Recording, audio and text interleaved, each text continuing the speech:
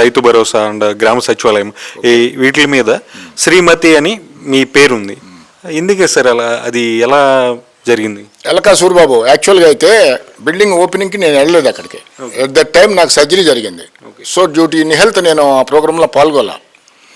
Afterwards నేను ఆ బిల్డింగ్లోకి shift అవ్వడం జరిగింది మీటింగ్లు గట్టికి వెళ్ళినప్పుడు చూశాను. ఫస్టే చూసి నేను వాళ్ళని ఎండిఓ కంప్లైంట్ ఇచ్చాను. కన్సర్న్డ్ సెక్రటరీ ఉంటాడు కదా, ఏందే సెక్రటరీ ఇది అని చెప్తే నేను మాట్లాడతానని నేను వెళ్తానని అన్నాడు. అట్లాగే మన పంచాయతీరాజ్ ఏఈడి వాళ్ళ నోటీసులో కూడా పెట్టడం జరిగింది. దాన్ని ఇప్పటికి రెక్టిఫై చేయాల. మీరు కంప్లైంట్ ఇచ్చి ఎన్ని రోజులు అవుతుందండి? నియర్లీ 3 or 4 months పైన అవుతుంది.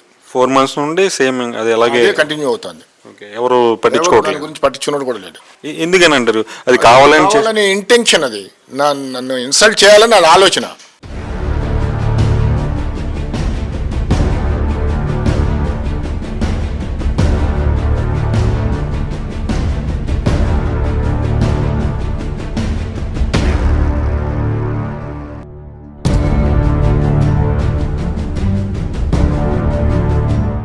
ఎవరైనా ఇప్పుడు ఒక గొప్ప స్టేజ్లో ఉండి అలాంటి మిస్టేక్లు ఉంటే ముందే దాన్ని క్లియర్ చేస్తారు, కానీ దాన్ని తీసుకొచ్చి మళ్ళీ గ్రామ సచివాలయానికి బోర్డు చేసి. నేను అదే అడిగాను, మీ ఎమ్మెల్యేదో ఒక కలెక్టర్ గారిదో లేకపోతే ఒక జిల్లా పరిషత్ చైర్మన్దో పేరు తప్పు పడితే యాజ్ ఈజ్గా తీసుకొచ్చి బోర్డు అక్కడ బిగిస్తారా?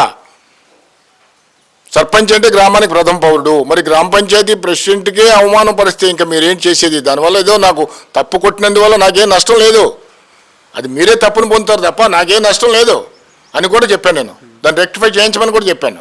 వాళ్ళ సమాధానం ఏంటి సార్? ఏం లేదు, చేస్తూ ఉన్నారు అంతే, ఏం లేదు, అది ఎట్లా కంటిన్యూ అయిపోతుంది. చూశారు కదా, ఇది పరిస్థితి.